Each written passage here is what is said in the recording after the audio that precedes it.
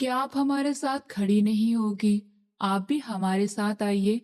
ये सुनते ही गोरी आंटी ने कहा कि ये हमारे साथ नहीं खड़ी हो सकती क्योंकि ये एक मनहूस लड़की है।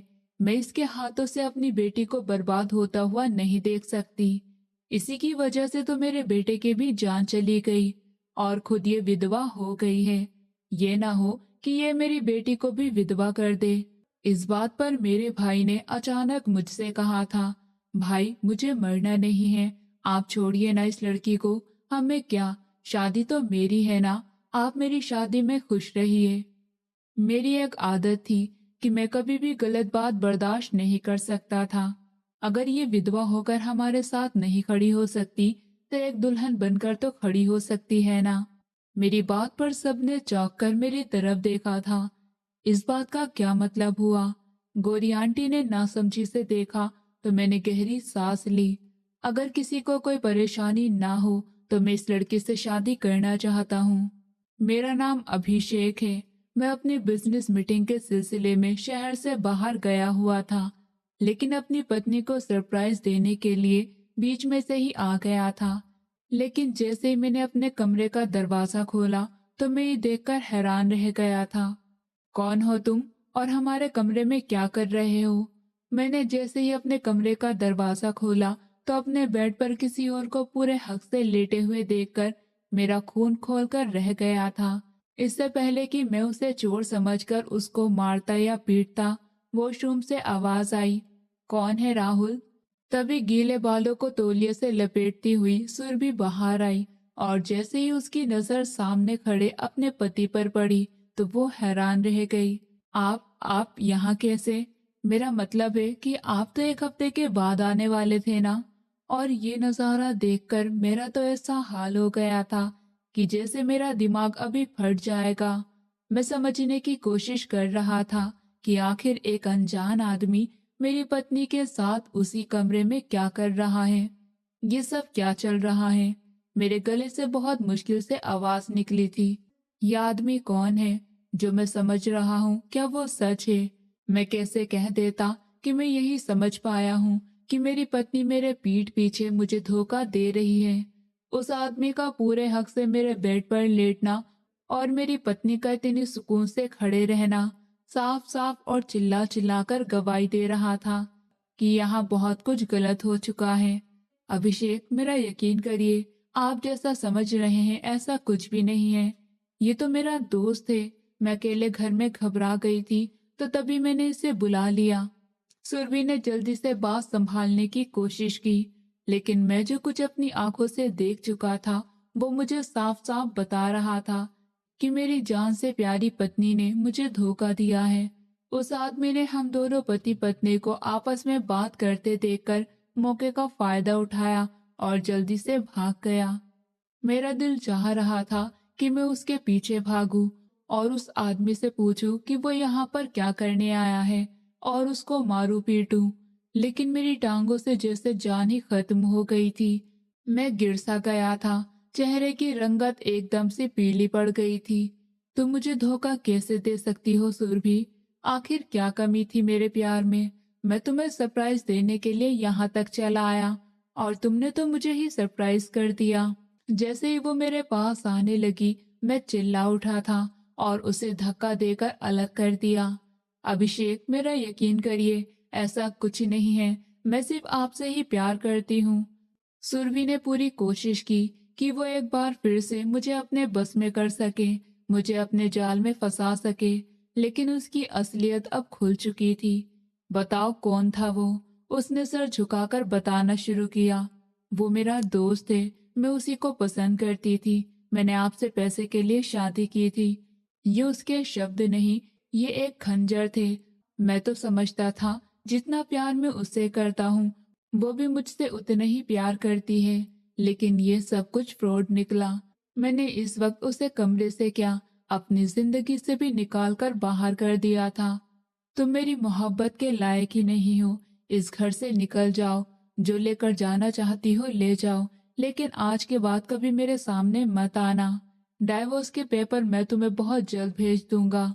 वो बहुत रोई, चिल्लाई, तड़पती रही, लेकिन अब उसकी एक्टिंग का कोई फायदा नहीं था।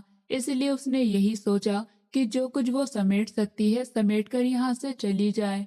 और मैं ऐसे ही बैठा रहा था, एक हारे हुए इंसान की तरह जिसकी सारी दुनिया ही पलट चुकी हो। वो अपना सूटकेस भरकर ले गई और मैं खाली हाथ रह गया। काश मैं आता ही नहीं। कुछ घंटे पहले का नजारा मेरी आंखों के सामने लहराया जब मैं इंडिया आने के लिए पैकिंग कर रहा था। अरे वाह, भाभी के लिए सरप्राइज प्लान हो रहा है।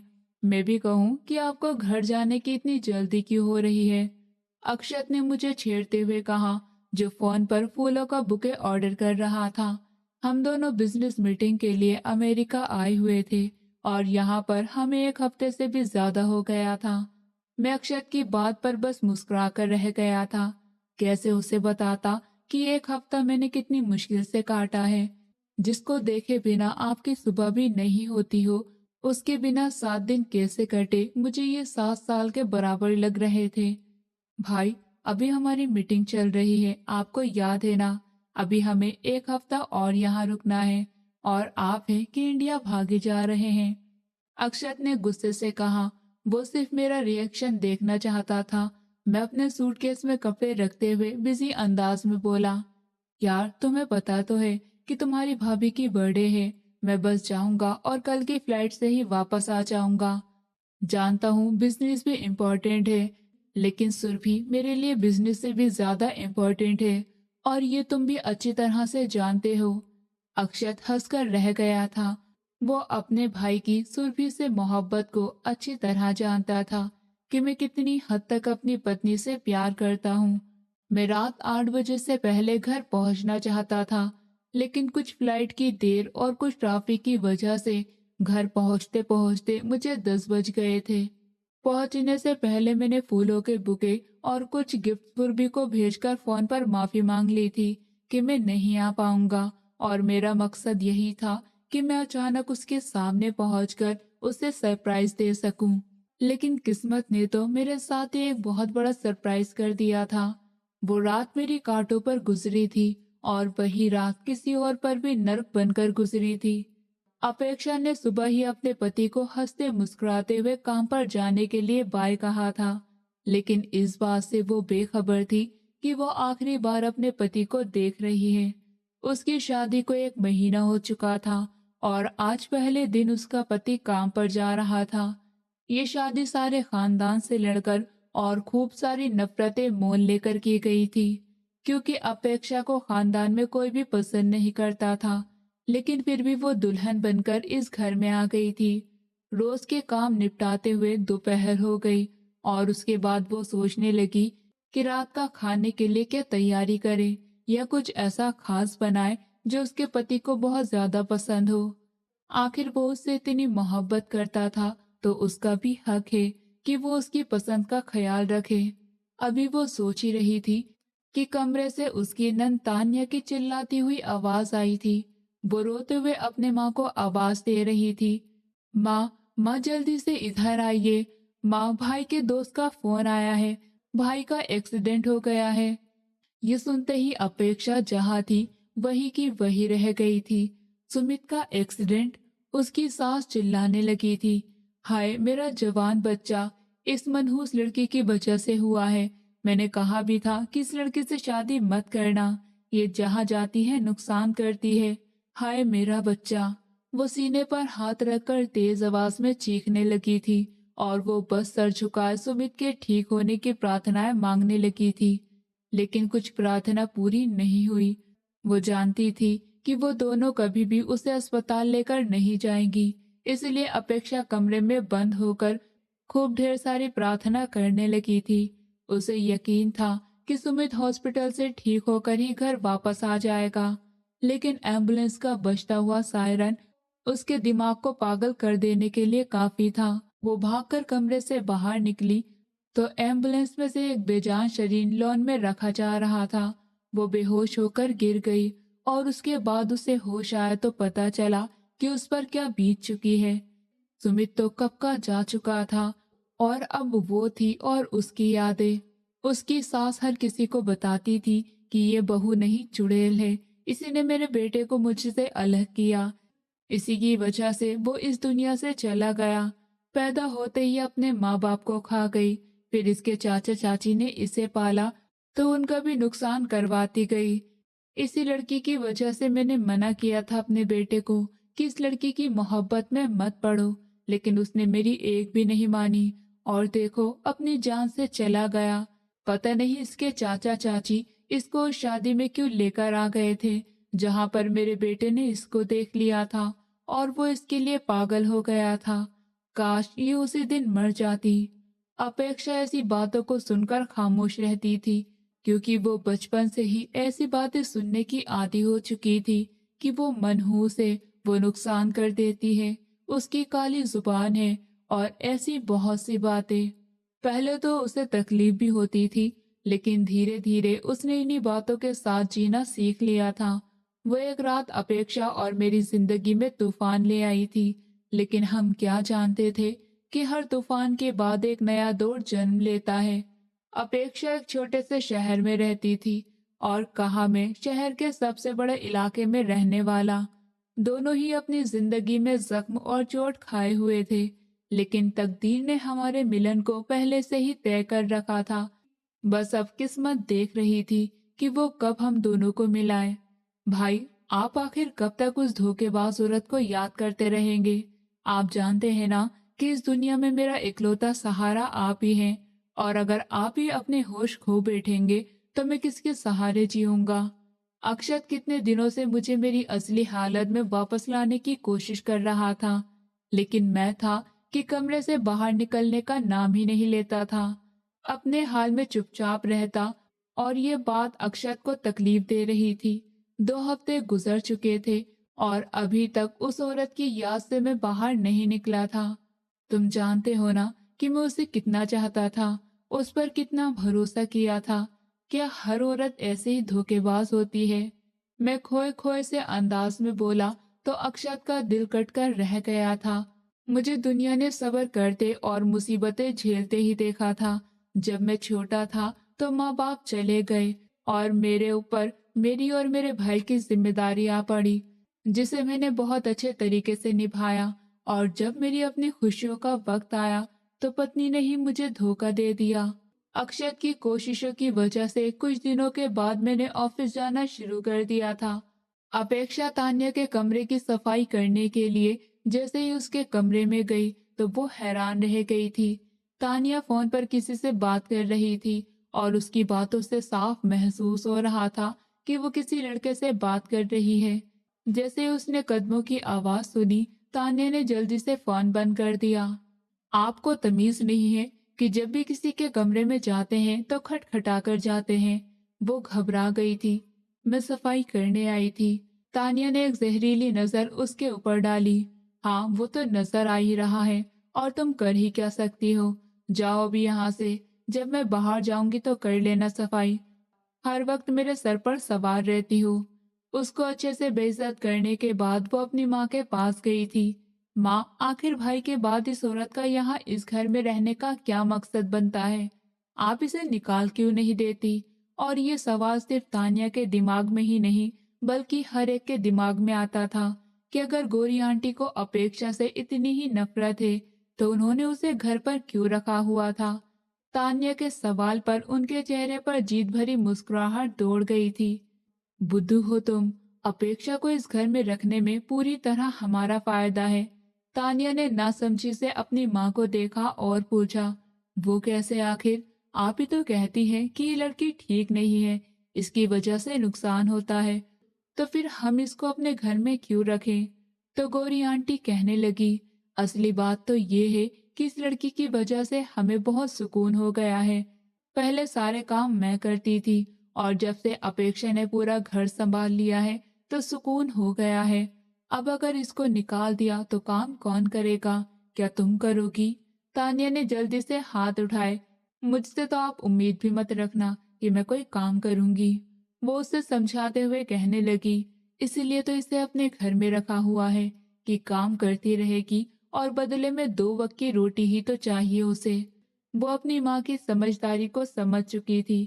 उसके साथ साथ उसे यह भी परेशानी थी कि वो अपनी माँ को कैसे बताए कि वो ऑनलाइन एक लड़के को पसंद करती है और ये दोस्ती बहुत बढ़ चुकी है। मुझे ठीक वक्त का इंतजार करना चाहिए। वो सोचते हुए वहां से उठ गई थी। भाई, आपसे एक बात करनी है। हम दोनों खाने की टेबल पर बैठे थे। जब अक्षत ने कुछ झिझकते हुए कहा तो मैंने उसके कंधे पर हाथ रखते हुए पूछा था, कहो क्या बात है। आज से पहले तो कभी भी कुछ भी कहने से पहले ऐसे नहीं झिझकते थे, तो अब क्या बात है।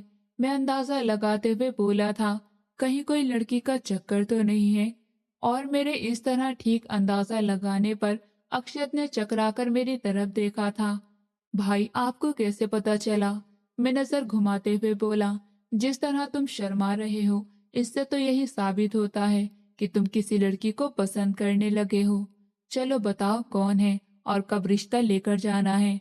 तो अक्षत ने अचानक खुश होकर कहा था और जल्दी जल्दी बताने लगा, भाई उसका नाम तानिया है। हमारी ऑनलाइन दोस्ती हुई थी।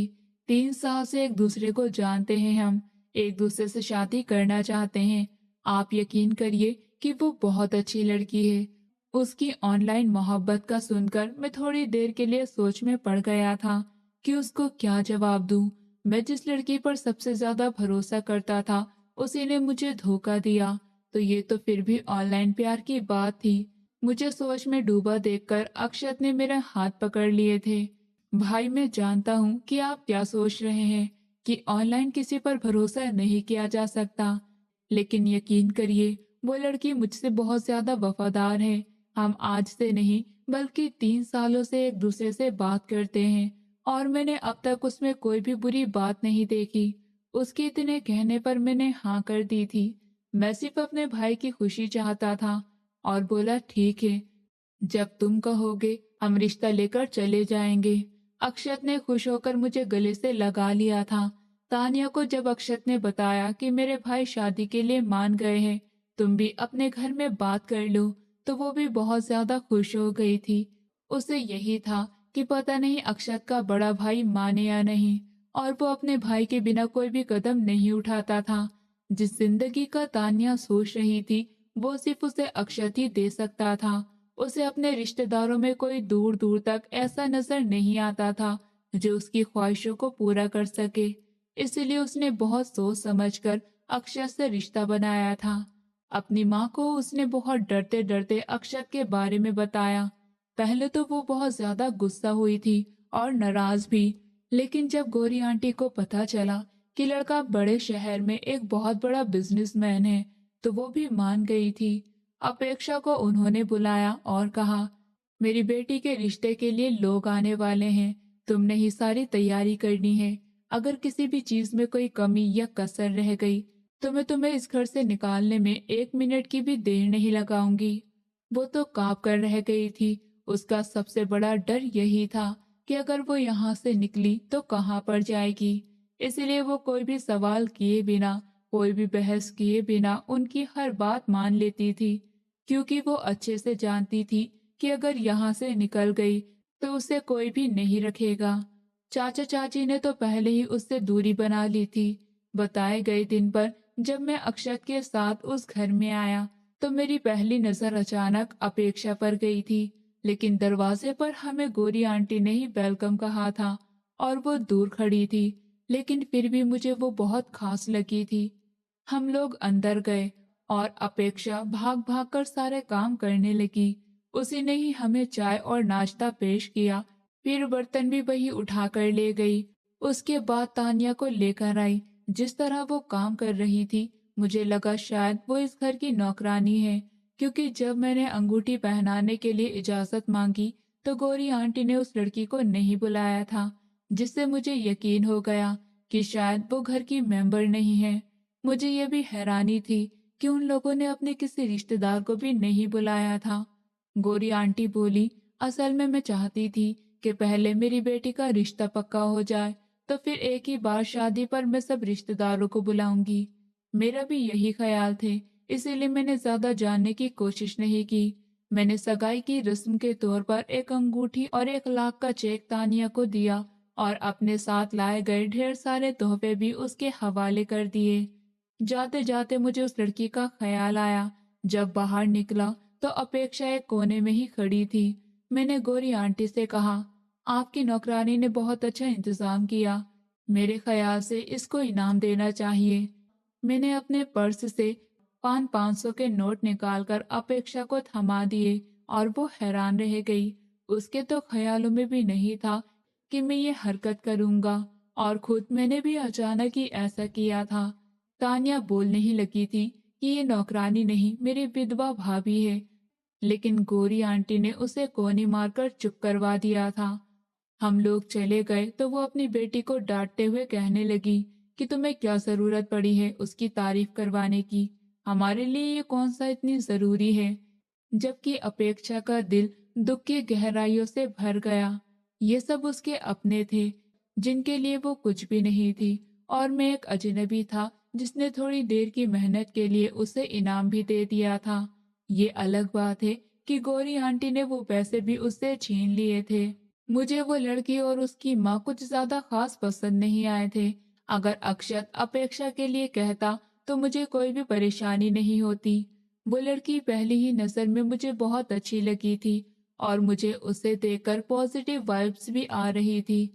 लेकिन तानिया और गोरी आंटी का रवैया मुझे कुछ बहुत उलझा हुआ लगा था।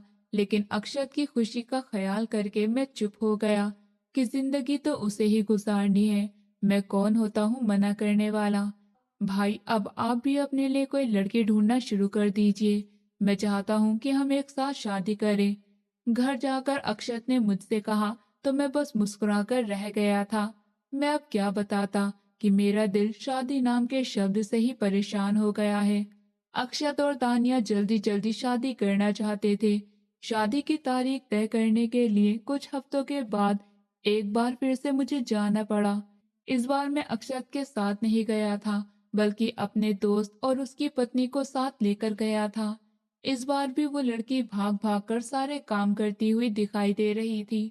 खाने को गोरी आंटी ने यही कहा था कि तानिया ने बनाया है, लेकिन मुझे पूरा यकीन था कि ये उसी लड़की के हाथ का टेस्ट होगा। गोरी आंटी ने भी अपने कुछ रिश्तेदारों को बुलाया हुआ था। जब शादी की तारीख तय करने का वक्त आया तो उन्हीं में से एक औरत बोली, गोरी, अपनी बहू को तो बुला लो, वो भी तो इस घर की मेंबर है। गोरी आंटी तो घबरा कर रह गई थी और ना चाहते हुए भी अपेक्षा को आवाज देने लगी थी। अपेक्षा, इधर आओ, तुम्हें कहा तो था कि मेहमानों में आकर बैठ जाया करो। ये बहुत शर्मीली है, इसे बस घरदारी करना पसंद है, लोगों से मिलने जुलने से डरती है। वो मुझे और मेरे दोस्तों को मुस्कुराकर बताने लगी थी। अपेक्षा बहुत डरते हुए आई थी। उसे गोरी आंटी ने सख्ती से मना किया था कि मेहमानों के सामने बिल्कुल भी नहीं आना, ना ही बैठना, और अब वो खुद ही उसे बुला रही थी। शादी की तारीख एक महीने बाद तय कर दी गई थी और शादी की तैयारी के लिए मैंने अच्छे खासे पैसों का चेक गोरी आंटी को थमा दिया था, क्योंकि मुझे यही पता था कि उनके घर में कोई मर्द नहीं है। खुद उनके घर की सारी तैयारियां मेरे दोस्त की पत्नी ने संभाल ली, और ऐसे ही शादी की तैयारी में वक्त गुजरने का एहसास ही नहीं हुआ। अक्षत दूल्हा बना बहुत खूबसूरत लग रहा था। मेरे गले लगते हुए कहने लगा, भाई, मेरी कितनी ख्वाहिश थी कि हम दोनों की एक साथ शादी होती, लेकिन अफसोस कि आपने मेरी ख्वाहिश पूरी नहीं की। मैं उसके कांधे पर हाथ रखते हुए हंसते हुए बोला, चलो, तुम्हारी अपनी शादी की ख्वाहिश तो पूरी हो गई है, यही बहुत है। अब चलो भी, बारात का वक्त निकलता जा रहा है, हमें काफी दूर जाना है। बारात लड़की वालों के घर वक्त पर पहुंच गई थी। जाने क्यों मेरी नजर उस लड़की को ढूंढ रही थी और उसे तलाश करने की जरूरत नहीं पड़ी, क्योंकि जहां जहां पर कोई काम होता उसी का नाम पुकारा जाता। अपेक्षा, यहाँ आओ, ये काम करो, वहां जाओ, वो काम करो, मेहमानों को देखो। और उनकी बेटी की तैयारी तो देखने लायक थी। हाँ, लेकिन अपेक्षा को देखकर मुझे अफसोस हुआ। उसने एक सादा सा सूट पहन रखा था और मैं अपनी बात कहने से पीछे नहीं हट सकता था। तभी गोरी आंटी को बोला कि आपने अपनी और अपनी बेटी की तैयारी तो बहुत अच्छी तरह की है, लेकिन अपनी बहू की तैयारी पर बिल्कुल भी ध्यान नहीं दिया। गोरी आंटी तो परेशान होकर रह गई थी। मैं उन्हें बहुत टफ टाइम दे रहा था। उन्हें मेरा अपेक्षा के बारे में सवाल करना बिल्कुल भी अच्छा नहीं लगा था। वो खुद को कंट्रोल करते हुए बोली थी, बेटा, ये तो विधवा है और हमारे खानदान में विधवा औरतें रंग बिरंगे कपड़े नहीं पहना करती। इससे पहले कि मैं कुछ और बात करता, अक्षत ने मेरा हाथ पकड़कर मुझे कुछ भी कहने से रोक दिया। भाई क्या हो गया है? हमें तान्या की विधवा भाभी से क्या लेना देना? छोड़िए, वो जो करती है करे। तो मैं भी चुप होकर रह गया था, लेकिन जब शादी का वक्त आया तो वो सबसे दूर जाकर खड़ी हो गई। मैंने तेज आवाज में उसे बुलाया, क्या आप हमारे साथ खड़ी नहीं होगी? आप भी हमारे साथ आइए। तो गौरी आंटी ने कहा, ये हमारे साथ खड़ी नहीं हो सकती। मैं हैरान हुआ था, क्यों? तो वो फौरन बोली, क्योंकि ये एक मनहूस लड़की है। मैं इसके हाथों से अपनी बेटी की रस्म नहीं करवाऊंगी, वरना मेरी बेटी की जिंदगी भी खराब हो जाएगी। इसी की वजह से तो मेरे बेटे की जान भी चली गई और खुद ये विधवा हो गई। ऐसा ना हो कि मेरी बेटी को भी विधवा कर दे। उनकी इस बात पर अक्षत ने अचानक मुझसे कहा, भाई मुझे मरना नहीं है, आप छोड़िए ना इस लड़की को, हमें क्या करना है, ये यहाँ खड़ी हो या ना हो। मैं सबको देखते हुए बोला, देखिए, मेरी आदत है कि मैं गलत बात बर्दाश्त नहीं करता। आप गलत बात कर रही हैं। कोई इंसान किसी दूसरे की किस्मत को खराब या ठीक नहीं कर सकता। और जहाँ तक बात यह है कि एक विधवा ये रस्म नहीं कर सकती, तो एक दुल्हन तो कर सकती है ना। मेरी बात पर सभी ने चौंक कर मेरी तरफ देखा था। इस बात का क्या मतलब हुआ? गौरी आंटी ने नासमझी से देखा तो मैंने गहरी सांस ली। अगर किसी को कोई परेशानी ना हो तो मैं इस लड़के से शादी करना चाहता हूँ। सब बेयकीनी से मुझे देखने लगे। इतना हैंडसम और अमीर लड़का एक विधवा से शादी करना चाहता है। सबके हैरानी से मुंह खुल गए थे। अपेक्षा डर से कांपने लगी थी। वो जानती थी कि गौरी आंटी यही सोचेंगी कि उसी ने मुझे बहला फुसलाकर अपनी तरफ खींचने की कोशिश की है। तो वो फौरन बोली, मैं आपसे शादी नहीं करूंगी। मैं उसकी तरफ मुड़ा और कहने लगा, आपसे किसी ने पूछा है? नहीं ना, तो चुप रहिए। अगर बाकी वक्त आप चुप रहती हैं तो इस वक्त भी आप खामोश रहिए। मेरे इतने सख्त लहजे पर वो सच में चुप होकर रह गई थी। गौरी आंटी ने अपना लहजा बदला और इस बार कुछ नर्म लहजे में कहने लगी, देखिए, ये मेरे बेटे की विधवा है। और तो क्या विधवा की शादी नहीं होती? मैं उनकी बात काटता हुआ बोला। तो गौरी आंटी को समझ नहीं आया कि मुझे कैसे मना करे। मेरा मतलब है कि ऐसे कैसे मैं इसकी शादी आपसे कर दूं। मैं उनको देखते हुए कहने लगा, बिल्कुल वैसे ही जैसे आपने तान्या और अक्षत की शादी के लिए हाँ कही थी। और मैं एक बात आपको अच्छी तरह बता दूं, अगर आप तान्या की शादी अक्षत से करवाना चाहती हैं तो आपको अपनी विधवा बहू अपेक्षा की शादी मुझसे करवानी होगी, फिर ही ये शादी हो पाएगी। मेरी बात सुनकर हॉल में खामोशी छा गई थी। भाई, क्या आप क्या कह रहे हैं? अक्षत हैरान होकर खड़ा हो गया था, तो मैं उसे कुछ भी कहने से रोक चुका था। तुम ही तो चाहते थे ना कि हम दोनों की शादी एक साथ ही हो, तो मैं बस तुम्हारी ख्वाहिश पूरी कर रहा हूँ। इस वक्त पूरे हॉल में सिर्फ और सिर्फ मैं ही बोल रहा था और बाकी सब लोग चुप थे। जो भी कोई बात कहने की कोशिश करता मैं उसे चुप करवा देता। आप इधर आइए, मैंने अपेक्षा को ऑर्डर देते हुए कहा तो वो डरते हुए स्टेज पर आई। इधर मेरे बराबर में आकर बैठ जाइए। अपेक्षा ने मना करने की कोशिश की। मैं आपको बता रही हूँ कि मैं आपसे शादी नहीं करना चाहती, लेकिन मैंने उसे डांट कर चुप करवा दिया। अगर अब आपके मुंह से एक शब्द भी निकला तो मैं आपको नहीं छोड़ूंगा। शादी शुरू कीजिए। अपेक्षा की बात को पूरी तरह नजरअंदाज करता हुआ मैं शादी शुरू करने को कह चुका था। अगर गौरी आंटी को ये डर ना होता कि उनकी बेटी तानिया की शादी भी नहीं होगी, तो वो कभी भी अपेक्षा की शादी पर नहीं मानती। अगले कुछ ही लम्हों में वो एक विधवा से एक दुल्हन बन चुकी थी। जी, तो अब आपको कोई परेशानी नहीं होगी कि ये हमारे साथ खड़ी होगी। तो गौरी आंटी चुप होकर रह गई थी। पहली बार उन्हें किसी ने हार दी थी और उन्हें बिल्कुल भी अच्छा नहीं लग रहा था। अक्षत और तानिया की शादी हो गई और जो कुछ तानिया को दिया गया था वो ही अपेक्षा को भी दिया गया था। अब ये मनहूस लड़की मेरी बेटी का हक मारेगी, उसकी जिठानी बनकर उस पर राज करेगी। मैं ऐसा कभी भी नहीं होने दूंगी। उन दोनों को विदा करते हुए गौरी आंटी दिल ही दिल में आगे के लिए प्लान बनाने लगी थी। गाड़ी हॉल से निकल चुकी थी और अब एक महल जैसे घर के सामने आकर रुकी। तो अपेक्षा अपनी किस्मत के पलटने पर हैरान रह गई थी। कहाँ वो एक छोटे से इलाके के छोटे से घर में रहने वाली, और कहाँ वो एक महल की रानी बन गई थी। मेहमान रास्ते से ही अपने अपने घरों को जा चुके थे। हम दोनों अपनी अपनी दुल्हनों को लेकर घर के अंदर आए। एकदम ही मेरे दिल में बेचैनी सी हो गई।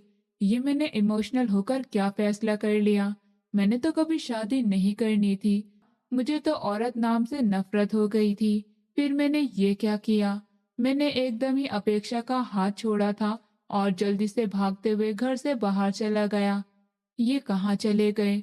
वो शर्मिंदा हो गई। उन्होंने तुमसे हमदर्दी में शादी की थी।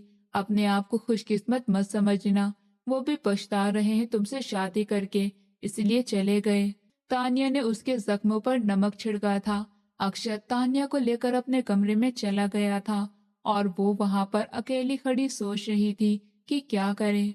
नौकरानी मेरा रवैया देख चुकी थी, इसलिए वो भी कंफ्यूज थी कि मैं साहब की दुल्हन को उनके कमरे में पहुंचाऊं या नहीं।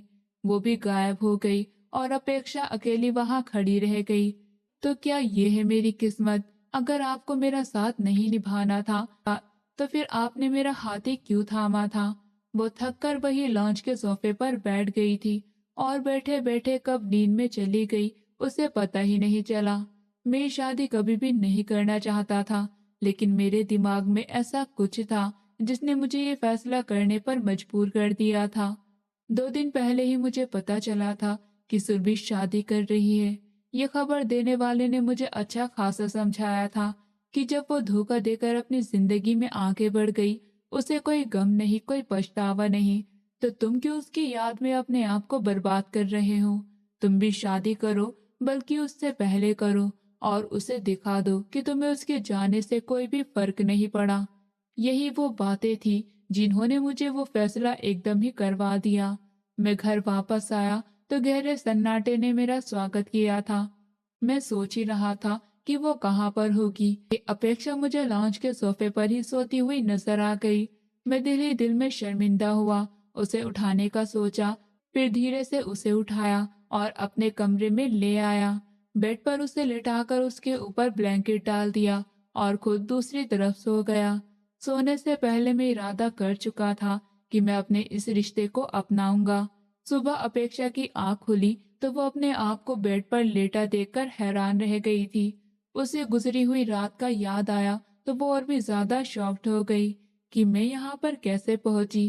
साथ ही नजर उसके सोए हुए मेरे ऊपर पड़ी तो वो समझ गई कि मैं ही उसे यहाँ पर लाया हूँ। उसे ज्यादा देर तक सोने की आदत नहीं थी, इसलिए फ्रेश होकर वो नीचे किचन में चली आई। नौकरानी उसे देखकर चौंक गई। मैडम जी, आप इतनी जल्दी उठ गई। वो मुस्कुरा दी। मुझे जल्दी उठने की आदत है। मुझे बताओ कि तुम्हारे साहब लोग नाश्ते में क्या खाते हैं, मैं बना देती हूँ। नौकरानी ने मना करने की बहुत कोशिश की, लेकिन उसके मना करने के बाद भी अपेक्षा ने नाश्ता बनाया। तब तक बाकी सब लोग भी उठ गए थे। वो नाश्ता टेबल पर लाई तो मैंने नरमी से उसे टोक दिया। आप रहने देना, नौकरानी है ना काम करने के लिए। इससे पहले वो कोई और जवाब देती, तानिया बोल उठी थी, मुझे ये नहीं खाना, मुझे दूसरे पराठे बना कर दो, और चाय भी ठंडी हो गई है, मुझे गर्म चाय ला कर दो। अपेक्षा अच्छा कहकर किचन की तरफ पलट ही रही थी कि मेरी आवाज ने उसे रोक लिया। रुकिए, आप कहीं नहीं जाएंगी। फिर मैं तान्या की तरफ देखने लगा। जैसे आप इस घर की मालकिन हैं, ऐसे ही अपेक्षा भी है, बल्कि वो आपकी जेठानी भी है। तो इस रिश्ते से आप पर फर्ज है कि आप उसकी इज्जत करें और उसे आप कहकर पुकारें। आपका पिछला रिश्ता, आपस में जो भी था, वो अब पीछे रह गया है। और अगर आपको कुछ स्पेशल खाने का दिल है तो नौकरानी को बोल दीजिए, वो बना देगी। तानिया का मुंह तो खुला का खुला ही रह गया। अपेक्षा भी मेरे इस रवैये पर हैरान रह गई थी। कहाँ तो मैं कल उसे छोड़कर भाग गया था और आज उसे सबके सामने इतनी इज्जत और मान दे रहा था। तानिया का चेहरा गुस्से से लाल हो गया था, लेकिन वो कुछ भी नहीं बोली। मैंने अपेक्षा को अपने साथ बैठने का इशारा किया और फिर नाश्ते के बीच में हर चीज उसकी प्लेट में रखता रहा और उसे जबरदस्ती खाने पर मजबूर करता रहा। तान्या नाश्ते के बाद कमरे में जाकर अक्षय से उलझ पड़ी थी। ये सब क्या हो रहा है। मैं उस अपेक्षा से इज्जत से बात करूं, उससे दब कर रहूं, तुम कुछ भी नहीं बोलो। अक्षत ने सीरियस होकर उससे समझाया, देखो मैं अपने बड़े भाई की बहुत इज्जत करता हूँ और इस रिश्ते से अब वो मेरी भाभी है तो उनकी इज्जत भी मेरा ऊपर फर्ज है और मैं तुमसे भी यही उम्मीद रखूंगा कि तुम भी ऐसा ही करो और मैं नहीं चाहता कि हमारी तरफ से भाई को कोई भी शिकायत का मौका मिले। तानिया मुंह बनाकर रह गई। नाश्ते के बाद मैं अपेक्षा को लेकर कमरे में आ गया। मैं जानता हूँ ये शादी बहुत अचानक हुई है, लेकिन मैंने आपको दिल से अपना लिया है और मैं इस रिश्ते को पूरे दिल से निभाऊंगा। लेकिन साथ ही ये भी कहूंगा कि इंसान होने के नाते अगर मुझसे कोई गलती हो जाए, जिस तरह कल हुई थी, तो प्लीज उसे नजरअंदाज कर देना। अपेक्षा खुद को पहली बार एक अच्छे माहौल में पाकर अपने आप को सेफ महसूस कर रही थी। वैसे तो सुमित भी उसका बहुत ख्याल रखता था, लेकिन अपनी माँ और बहनों की जुबान के आगे वो भी बेबस था और अपेक्षा को ही सहने के लिए कहता था। लेकिन मैंने पहले दिन ही सबको उसकी इज्जत के बारे में बता दिया था और ये बात अपेक्षा के दिल में मेरी इज्जत को बढ़ा गई थी। अभी वो सोच में मगन थी कि मैं बोला, तान्या की सारी तैयारी तो हमने पहले ही कर ली थी, लेकिन रिसेप्शन के लिए आपका ड्रेस लाना पड़ेगा, चलिए बाजार चलते हैं। मैं उसे साथ लेकर बाजार आ गया और सबसे महंगे बुटीक पर उसे ले आया। अपेक्षा ने जिंदगी में कभी भी इस तरह के बुटीक नहीं देखे थे। वो आज ऊपर वाले का शुक्र करते हुए नहीं थक रही थी। मैंने सबसे अच्छा और खूबसूरत जोड़ा उसके लिए पसंद करके उसे ज्वेलरी शॉप पर ले आया और फिर उसे पार्लर ड्रॉप कर दिया। घर आया तो तान्या और अक्षत दोनों ही पार्लर के लिए निकल चुके थे। अक्षत और तान्या को इकट्ठा ही वहां पर पहुंचना था और मैं अपनी और अपेक्षा की तैयारी की वजह से लेट हो चुका था। जब मैं तैयार होकर पार्लर से अपेक्षा को लेने गया तो एक बदली हुई अपेक्षा को देखकर मैं हैरान रह गया। पार्लर वालों ने तो उसका हुलिया ही बदल कर रख दिया था। वो अब बहुत ही खूबसूरत लड़की में बदल चुकी थी। जब मैं उसे साथ हॉल में लेकर आया तो सभी की नजरें हम दोनों की तरफ उठ गई थी और हर एक की नजर सिर्फ हम दोनों पर थी। तान्या और अक्षय तो बहुत आम से लग रहे थे।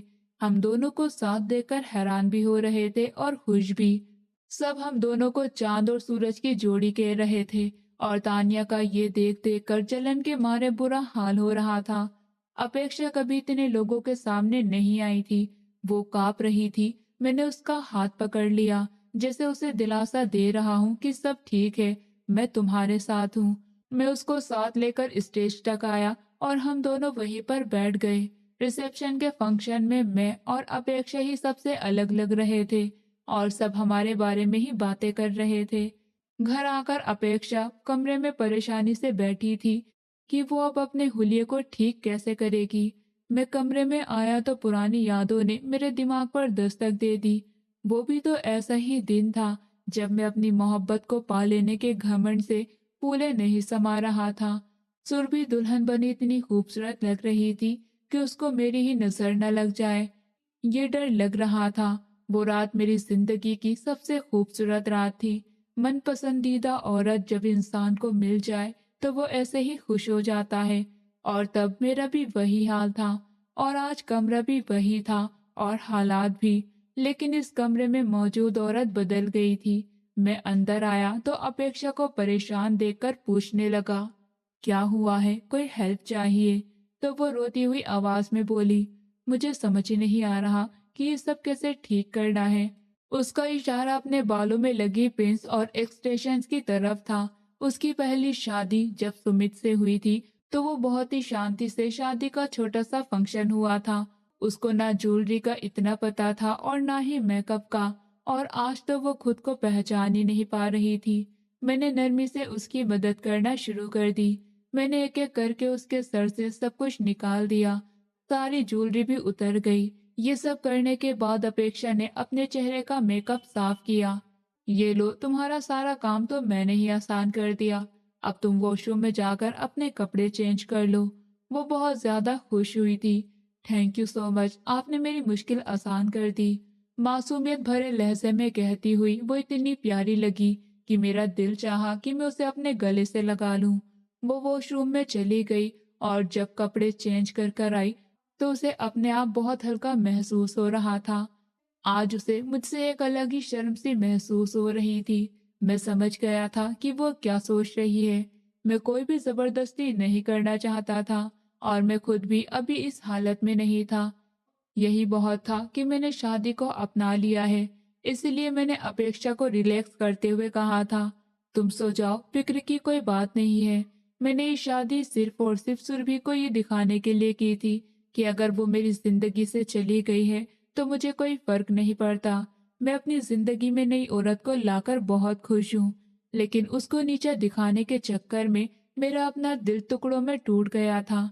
तान्या अपेक्षा की इतनी इज्जत देकर दिल ही दिल में बहुत ज्यादा जल रही थी।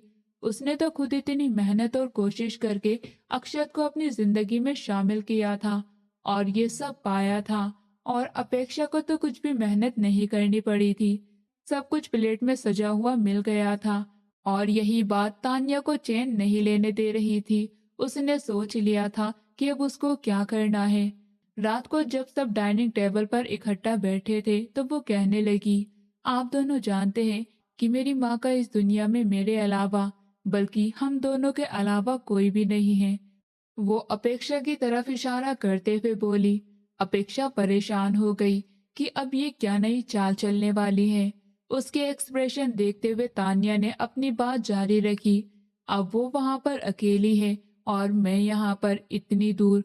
अब रोज रोज तो मैं उनसे मिलने भी नहीं जा सकती, तो मैंने एक हल निकाला है। उसने पक्का अक्षर से पहले ही बात कर ली थी। उसकी ख्वाहिश से तो मैंने यही अंदाजा लगाया था। तो क्या हल निकाला है आपने? मैंने तानिया को बात जारी रखने का इशारा किया तो वो अटक अटक कर कहने लगी, मैं चाहती हूँ कि मैं अपनी माँ को यहीं पर ले आऊं। इतना बड़ा घर है, इतने कमरे हैं, अगर वो भी रह लेंगी तो क्या फर्क पड़ जाएगा। उसने तो अपनी बात पूरी कर दी थी, लेकिन अपेक्षा के गले में निवाला अटक गया था। गोरी आंटी का यहाँ पर आना, इसका मतलब यही था कि उसकी जिंदगी में जो खुशियां आई हैं वो भी चली जाए। भाई, मेरा ख्याल है तान्या बिल्कुल ठीक कह रही है। आंटी वहां पर अकेली कैसे रहेंगी, हम उनको यहीं पर ले आते हैं। वो दिल ही दिल में प्रार्थना करने लगी कि काश मैं मना कर दूं, लेकिन मैं लापरवाही से बोला, अगर तुम दोनों का यही फैसला है तो मैं कौन होता हूँ मना करने वाला, जैसा तुम लोगों को ठीक लगे। अपेक्षा के चेहरे का रंग उड़ गया था। मैंने नरमी से उसके हाथ पर अपना हाथ रखकर उसे तसल्ली दी थी और खाना खाने का इशारा किया। गोरी आंटी तो जैसे पहले ही इंतजार में थी। इधर तानिया ने फोन करके खुशखबरी सुनाई और उधर वो ट्रेन पकड़कर शाम तक घर में मौजूद भी हो गई थी। आते ही उन्होंने अपेक्षा को अपनी उंगलियों पर नचाना शुरू कर दिया था। जब तुम्हें पता था कि मैं आ रही हूँ तो तुम्हारा काम नहीं बनता था कि तुम मेरे लिए खास तौर पर अपने हाथों से खाना पकाओ। क्या नौकरानी के हाथों का खाना तुमने मेरे आगे रख दिया? तुम्हें पता तो है मैं तुम्हारे हाथ का खाना खाती हूँ। वो डर गई और जी अच्छा कहते हुए किचन में चली गई और उनके लिए दोबारा खाना बनाया। तब तक मैं भी आ गया था और मेरे सामने वो सब कुछ ठीक और अपनी गलती छुपाने के लिए ऊंची आवाज में कहने लगी थी, अरे अपेक्षा, तुम्हें मना कर रही हूँ कि मत थकाओ खुद को, लेकिन मेरे लिए क्यों खाना बना रही हो? फिर मुझे देखते हुए कहने लगी, असल में मेरे आने से बहुत खुश है, इसलिए कह दिया कि बस मैं अपने हाथों से आपको खाना बनाकर खिलाऊंगी। मैंने जबरदस्ती की मुस्कुराहट चेहरे पर सजाई और इशारे से जवाब देता हुआ अपने कमरे में आ गया था। गोरी आंटी का यहाँ पर आना तो मुझे भी बिल्कुल पसंद नहीं आया था, लेकिन ये घर मेरे साथ साथ अक्षत का भी था और वो अक्षत की सास थी, तो इस रिश्ते से मैं नहीं समझता था कि मुझे मना करना बनता था। अगले दिन नाश्ते पर अपेक्षा गोरी आंटी की मौजूदगी की वजह से बहुत डर डर कर खाना खा रही थी कि मैंने उसकी प्लेट में खुद खाना डाला। आपको पता है अभिषेक बेटा, मेरा सुमित भी ऐसा ही करता था, आपसे ज्यादा इसका ख्याल रखता था। जब भी सुबह दोनों नाश्ता करने के लिए बैठते थे तो वही इसकी प्लेट भरता रहता था, उसको खाना डालकर देता था, कभी रोटी पकड़ा देता और कभी पानी। आपको ऐसा करते देख मुझे उसकी मोहब्बत याद आ गई कि कितना प्यार करता था। अपेक्षा घबराकर गोरी आंटी की तरफ देखने लगी, जिनके चेहरे पर मुस्कुराहट तो नहीं थी, लेकिन वो जानती थी कि अंदर ही अंदर वो उसकी बेबसी पर हंस रही होंगी। मैंने कुछ भी नहीं कहा, चुपचाप खाना खाता रहा। फिर तो अक्सर ही ऐसा होने लगा। वो जब भी मुझे और अपेक्षा को इकट्ठे बैठा देखती तो सुमित और अपेक्षा के बारे में बातें करने लगती। मेरा बेटा होता तो वो भी अपेक्षा की तरफ ऐसे ही देखता, उसका हाथ पकड़ता, बहुत प्यार करता था, ये करता था, वो करता था। और ऐसे ही बातें वो ये ऐसा इसलिए कर रही थी कि मेरे दिल में जलन पैदा हो सके और मेरा रिश्ता अपेक्षा से खराब हो जाए। तान्या ने 2 दिन बाद अपनी माँ से कहा कि आपकी कोई भी प्लानिंग का कोई असर नहीं हो रहा। लग तो नहीं रहा, अभी तक सब वैसे का वैसा ही है। तो वो कहने लगी, हर काम का एक वक्त होता है, धीरे धीरे तो पत्थर में भी छेद होने लगता है। ये तो फिर इंसान का दिल है। फिर वो उससे पूछने लगी, तुमने अपने पति से पूछा है कि क्या उसके भाई का बीता हुआ कल क्या था? तो तान्या उनको बताने लगी कि अक्षत ने मुझे बताया था कि अभिषेक भाई की लव मैरिज हुई थी, लेकिन वो लड़की धोखेबाज निकली और उन्हें धोखा देकर चली गई। और उनके गम में वो बेचारे कई महीने ठीक नहीं हो पाए। बहुत प्यार करते थे। वो सोच में पड़ गई। तू बस कैसे भी करके अपने पति के मोबाइल से अभिषेक की पहली पत्नी का नंबर निकाल कर मुझे दे दे, बाकी मैं जानू और मेरा काम। तानिया समझ नहीं पाई कि उसकी माँ के दिमाग में क्या चल रहा है। जब मैं ऑफिस में लंच ब्रेक पर था, जब रिसेप्शनिस्ट ने मुझे कॉल करके कहा, सर कोई लड़की आपसे मिलने आई है, तो मैं चौंक उठा था और पूछा कि कौन है। तो कहने लगी, आपकी वाइफ है। मैं हैरान हुआ कि अपेक्षा यहाँ पर क्या करने आ गई। रिसेप्शनिस्ट को बोला कि अंदर भेज दो, और जब वो लड़की अंदर आई तो उसे देखकर मैं गुस्से से अपनी कुर्सी से उठ खड़ा हुआ। वो अपेक्षा नहीं, सुरभि थी। तुम यहाँ पर क्या करने आई हो? मैं धीरे धीरे चिल्लाया था। वो टेबल पर धीरे से हाथों को रखते हुए कहने लगी, मैं तुम्हें देखने आई थी और मैं जानती हूँ कि तुम भी मेरे बिना नहीं रह सकते हो। क्यों ना हम सब कुछ दोबारा से स्टार्ट करें। आई प्रॉमिस अब की बार मैं तुम्हें धोखा नहीं दूंगी। मेरा बस नहीं चल रहा था कि मैं उसे उठाकर खिड़की से बाहर फेंक दूं, जो आज भी मेरे सामने ऐसे ही खड़ी थी जैसे उसने कुछ किया ही नहीं था। तुम खुद जाओगी या मैं सिक्योरिटी को बुलाकर तुम्हें धक्का देकर यहाँ से निकलवाऊं? मैंने बहुत ही सख्त लहजे में कहा तो वो हैरान रह गई। उसे तो उस फोन करने वाली औरत ने कहा था कि वो आज भी उसकी याद में तड़पता है, इसलिए वो मुझे देखने और मुझसे बात करने चली आई थी। लेकिन यहाँ पर तो मामला ही पलटा हुआ था। ऑफिस से निकलते ही उसने उस औरत को मैसेज करते हुए कहा, झूठी औरत, आज के बाद मुझे मैसेज या कॉल मत करना। वो तो मेरी शक्ल भी देखना नहीं चाहता। तुमने मुझसे झूठ बोला। गोरी आंटी ने जब उसके मैसेज पढ़े तो वो हैरान रह गई। उनकी चाल उन पर ही उल्टी पड़ गई थी। उन्होंने तो सोचा था कि मैं पुराने प्यार को देखकर पागल हो जाऊंगा और मेरा ध्यान अपेक्षा पर से हट जाएगा, लेकिन ऐसा कुछ भी नहीं हो पाया था। अब उनके पास सिर्फ एक ही हल था, जिस पर वो पहले से ही काम कर रही थी, कि अपेक्षा और मेरे बीच सुमित को लेकर आना कि अपेक्षा और मेरे बीच सुमित को लेकर आना और बार बार हर बात में बीच में लेकर आना। अपेक्षा ने महसूस किया था कि मेरा रवैया उसके साथ पहले जैसा नर्म और प्यार भरा नहीं रहा है, बल्कि मैं काम से अंदाज में रहने लगा था। हमारे बीच तो वैसे भी पति पत्नी वाला रिश्ता नहीं था, सिर्फ एक बेनाम रिश्ता था जिस पर हम दोनों एक दूसरे का ख्याल रखते थे। लेकिन कुछ दिनों से मैंने उसको उसके हाल पर छोड़ा हुआ था। वो चाहने के बावजूद भी मुझसे पूछ नहीं पाती थी कि मैं इतना क्यों बदल रहा हूँ। सब समझ रहे थे कि शायद सुमित का जिक्र मुझे डिस्टर्ब कर देता है, जबकि ऐसा कुछ भी नहीं था। हर बार जब गौरी आंटी सुमित और अपेक्षा के बारे में बात करती थी तो मुझे अपना और सुरभि का रिश्ता याद आ जाता था और मुझे उसके साथ गुजरे लम्हे याद आते थे और मेरा स्ट्रेस बढ़ जाता था। गोरी आंटी ने आखिरी चाल चलने का फैसला किया और एक दिन अपेक्षा को साथ लेकर वो कोठे पर आ गई और धोखे से उसको वही छोड़ दिया और खुद घर आ गई। शाम को जब मैं घर वापस आया तो अपेक्षा को घर में ना पाकर पूछने लगा कि अपेक्षा कहाँ पर है।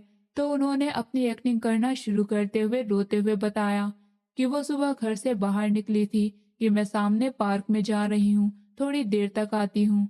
और शाम होने को आ गई है, अभी तक तो नहीं आई। मुझे तो लगता है किसी लड़के के साथ भाग गई है।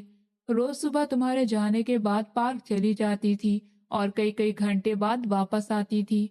मैंने तो तुम्हें इसलिए नहीं बताया कि तुम्हारा रिश्ता ना खराब हो, लेकिन अब बताना पड़ रहा है क्योंकि आज तो वो घर ही वापस नहीं आई। ये सुनकर मेरा चेहरा लाल हो गया। गोरी आंटी ने जीत महसूस की और अंदर तक खुश हो गई। अब बैठा है न तीर निशाने पर। एक औरत से धोखा खाया हुआ इंसान कभी भी दूसरी औरत पर यकीन नहीं करता। अब ये अपेक्षा को भी वैसे ही समझेगा और उसे भी अपनी जिंदगी से निकाल कर बाहर कर देगा। मेरी पूरी दुनिया घूम गई। हाँ, ये अच्छा हुआ था कि मैंने जब अपेक्षा को थोड़े दिनों पहले फोन लाकर दिया था तो उसमें एक जीपीएस ट्रैकर भी लगवा दिया था और उसी की मदद से मुझे पता चला तो फौरन मैं उसको ढूंढने के लिए निकल गया और उसे सही सलामत वापस घर लाया। घर आते ही मैं गोरी आंटी पर बरस पड़ा। अब आप अपना बिस्तर बांधिए और अपने प्लान और अपने जहरीलेपन को लेकर जहां से आई है वहां पर चली जाइए।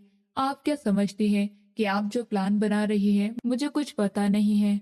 मैं खामोश रहता हूँ तो वो अलग बात है, लेकिन अब आपने मुझे चैलेंज किया है। ये लड़की मेरी पत्नी है और इसमें कोई खराबी नहीं है। मैं कभी मरकर भी यकीन नहीं करूंगा कि मुझे धोखा दे सकती है।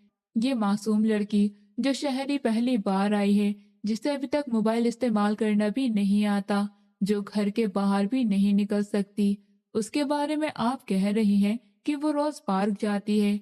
और ये भी मुझे पता चल चुका है कि आपने सुरभि को मेरे पास ऑफिस भेजा था। आप क्या समझती हैं कि मुझे कोई खबर नहीं होगी? उनके एक एक शब्द करके सारे राज खुलने लगे और सारे प्लान नाकाम होने लगे। अब उनके पास बेहतरीन हल यही था कि वो चुपचाप करके अपना सामान पैक करे, वरना ये ना हो कि उनके साथ साथ तान्या को भी निकाल दिया जाता, क्योंकि अक्षत ने उसे साफ साफ वार्निंग दे दी थी कि मैं अपने भाई के खिलाफ नहीं जाऊंगा। अगर तुम्हें रहना है तो मेरे भाई और भाभी दोनों की इज्जत करनी पड़ेगी। और तानिया ने सोचा था कि अगर अपने ख्वाबों की दुनिया वाली जिंदगी जीनी है तो ये सौदा महंगा तो नहीं है। गोरी आंटी बहुत बड़ा सबक लेकर वापस जा रही थी। मैं रोती हुई अपेक्षा को कमरे में लेकर आया। 2 से 3 घंटे वहां कोठे पर गुजारने के बाद उसकी जो हालत हुई थी ये वही जानती थी। मैंने उसे अपने साथ लगाया और उसे तसल्ली देने लगा। तुम फिक्र मत करो, मैं तुम्हारे साथ हूँ। कोई तुम्हारे बारे में कुछ नहीं कहेगा। मैं कभी भी किसी का यकीन नहीं करूंगा और तुम भी मत करना। वो डरते हुए अपना सर झुका गई। आप कभी मुझे छोड़ेंगे तो नहीं ना? मुझे गोरी आंटी ने यही कहा था कि आपने ही मुझे वहां पर भेजा है। ऐसा नहीं है, वो औरत झूठ बोल रही है और उसके झूठ की उसे सजा मिल गई है। अब कोई तुम्हारे ऊपर उंगली भी नहीं उठाएगा। और मैं ये भी समझ चुका हूँ कि तुम्हें तुम्हारे हक से दूर रखकर मैंने तुम्हारे साथ गलत किया है। मैं सिर्फ ये चाहता था कि तुम्हें थोड़ा वक्त दे सकूं। अपेक्षा ने शर्माकर अपना सर और झुका लिया था। मैंने अपेक्षा के दोनों हाथों को थामा। मैं औरत नाम से नफरत करने लगा था। लेकिन जब पहली बार तुम्हें देखा तो दिल को कुछ अलग ही महसूस हुआ। और फिर मुझे नहीं पता किस्मत ने वो फैसला मुझसे कैसे करवाया कि तुम मेरी जिंदगी में शामिल हो गई। लेकिन अब मैं शुक्र करता हूँ कि ये एक बेहतरीन फैसला था। अपेक्षा के लिए ये सब कुछ सुनना किसी बहुत बड़ी खुशी से कम नहीं था। उसने तो अभी तक अपने लिए सबके मुंह से बस बुरे शब्द और बेइज्जती ही सुनी थी। पहली बार अपने पति के मुंह से ये सब कुछ सुनना एक नया तजुर्बा था। वो खुद को हवा में उड़ता हुआ महसूस करने लगी थी। जिंदगी ने उसे बहुत दुख और तकलीफ दी थी, लेकिन मेरी सूरत में एक अच्छा पति देकर उसकी सारी तकलीफ और सारे जख्मों को भर दिया था।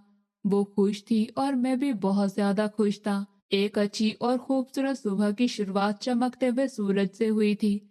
मेरी जिंदगी में भी ऐसे ही उजाला आया है। तकलीफों के अंधेरे खत्म हो चुके हैं और अब सब कुछ रोशन और साफ साफ है। अपेक्षा ने मेरे ऊपर नजर डालते हुए सोचा और अचानक अपनी किस्मत पर खुश होने लगी। दोस्तों, उम्मीद करती हूँ आपको हमारी कहानी पसंद आई होगी।